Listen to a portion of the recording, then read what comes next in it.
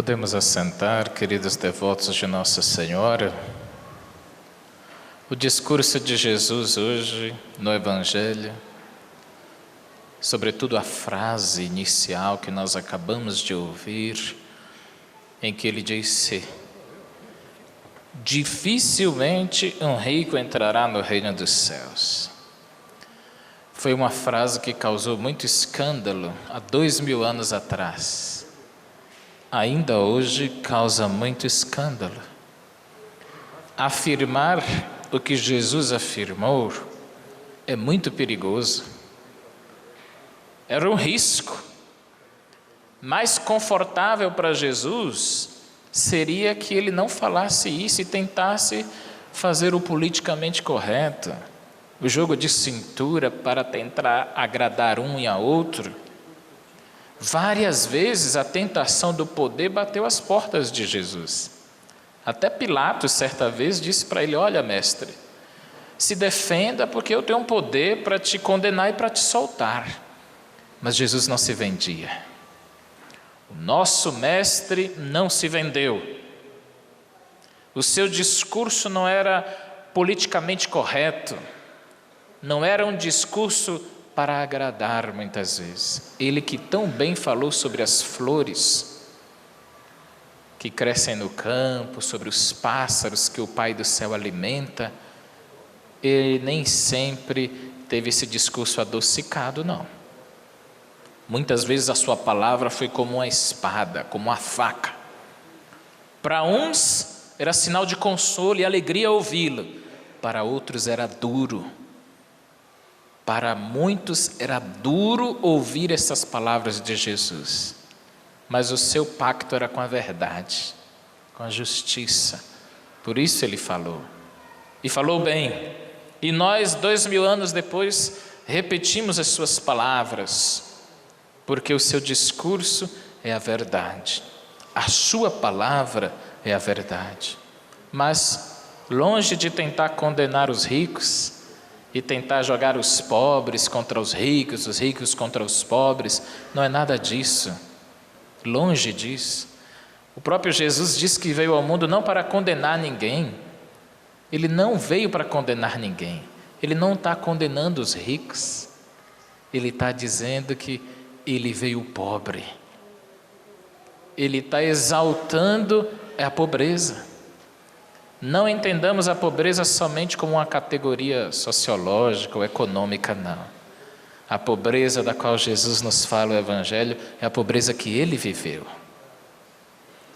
Ele que poderia vir ao mundo a onipotência suplicante, ele que poderia vir ao mundo num trono de glória, veio pobre, veio simples, porque a pobreza para Jesus era mais do que uma opção de vida, era a sua própria vida. Aí que está a diferença, queridos. Carta aos Filipenses, capítulo 2. Ali está o hino à pobreza, ao esvaziamento total de Jesus. Sendo Deus, se fez pobre por cada um de nós. Esvaziou-se. O Criador que se fez criatura, e criatura pobre, simples. Justamente para dizer para nós: não tenha vergonha de sua pobreza, de sua origem humilde, de sua simplicidade. Isso não é para ter vergonha, porque o maior homem que existiu, a maior mulher que existiu, nasceram pobres e viveram pobres, mas honestos, autênticos. Mas Jesus também é do lado dos que enriqueceram à custa dos seus esforços pessoais, do trabalho honesto, daqueles que estão em casa nesse momento, homens e mulheres, olhando para tudo o que conquistaram, a geladeira, o fogão, o carro, o curso, a educação dos filhos, olha para tudo isso e diz: não precisei pegar de ninguém. Não precisei roubar de ninguém. Não precisei passar por cima de ninguém. Foi tudo a graça de Deus. Meus esforços pessoais. Talvez até, Senhor, noites mal dormidas. Tudo conquistado com muito esforço e com muito amor. O pobre de verdade, de que Jesus nos fala e nos chama a ser, é uma pessoa desprovida de orgulhos, queridos. Esse é o pobre de verdade. Às vezes as nossas raivas, as nossas iras, é por orgulho ferido. Por muito pouco nós nos ofendemos. Por muito pouco nós ficamos magoados, cheios de rancor. Dificilmente perdoamos. Pagamos muito caro para perdoar alguém. Cobramos muito caro. Fulano tem que fazer isso, aquilo. Quem sabe eu lhe perdoo. Ou seja, é orgulho ferido. E por vezes nós justificamos o nosso orgulho ferido, dizendo, não, mas ele feriu a minha dignidade, eu tenho que lutar por isso. Não é.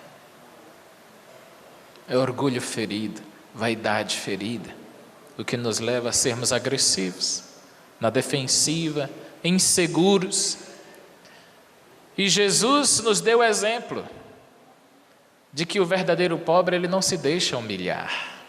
Bateram nele, cuspiram nele, o ofenderam, o acusaram de algo que ele não fez, não levantou a voz. Quando Pedro quis agir com agressividade, ele disse, guarde sua espada na bainha, não foi isso que eu te ensinei. A gente não retribui agressividade com agressividade. A gente não retribui baixaria com baixaria, não. A gente paga o mal é com o bem. Mandou Pedro guardar a bainha, a espada na bainha.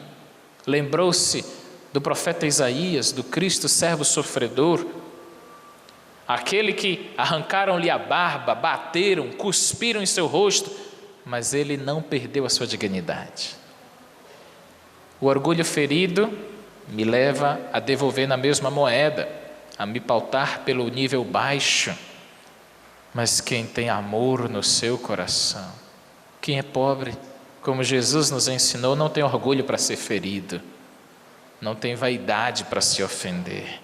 Por isso, queridos, o convite de Jesus é esse para nós, e é um convite difícil, não é um convite fácil, não é um convite simples. Entretanto, vale fazermos uma distinção muito própria no nosso país, no Brasil, nosso querido Brasil.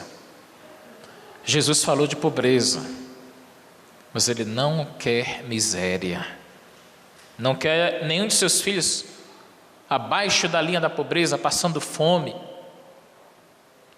Um parênteses, me permite citar para vocês duas amigas freiras, que saíram da Bahia e nesse momento estão na África, do país de Moçambique, na região rural deste país, marcado pela guerra. O cenário lá é difícil, muitas pessoas são mutiladas. No tempo da guerra, as bombas eram colocadas embaixo da terra, de repente, as crianças, os jovens estavam caminhando, as minas explodiam, pessoas sem braços, sem as pernas, mães amamentando os filhos com perfurações de bala. Essas pessoas, elas só se alimentam uma vez por dia. Não é porque não queiram comer mais, é porque não têm. A refeição é uma vez por dia. Quando nós ouvimos esses relatos e sabemos que em certas regiões do nosso país a pobreza não é uma opção, é a única opção das pessoas, a gente pensa, eles não são pobres, eles foram colocados abaixo da pobreza. No Brasil, a gente chama pobre, na verdade, quem é miserável. Porque para quem falta saúde pública de qualidade e acesso, para quem é desprovido de segurança pública sem precisar pagar, porque segurança pública no Brasil virou artigo de luxo, você tem que pagar para você ter e pagar caro. A mesmo se aplica à educação. Quem não tem acesso à educação de qualidade pública, quem não tem acesso à saúde de qualidade pública e segurança, não é pobre, é miserável. E muitos são chamados de pobres quando são miseráveis em nosso país, porque lhes faltam essas condições básicas. Por isso, meu irmão, eu peço a Deus que nesta missa, ouvindo o que Jesus nos relatou no Evangelho, depois dessa missa você chegue em sua casa, abra o seu guarda-roupa e tenha vergonha dos seus excessos, dos seus supérfluos. Eu quero mesmo que você saia daqui feliz com tudo que você conquistou, mas que esta palavra te incomode a pensar em quem não tem o necessário para viver. A minha casa é uma casa pequenina, como a de muitos brasileiros e brasileiras. Cabiam 5 pessoas, mas às vezes abrigavam até 8 ou mais. Tudo a gente tem que dividir. E a gente não reclamava por isso. E isso não é saudosismo, isso é partilha. Sem vergonha de sermos pobres, porque Jesus e Maria foram. Aquela cena dos ricos reis magos levando presentes, eu não vejo Nossa Senhora com vergonha dizendo: olha José, como é que nós vamos receber esses homens ricos aqui nesta gruta? Nem um banquinho eu tenho para vos acolhê-los.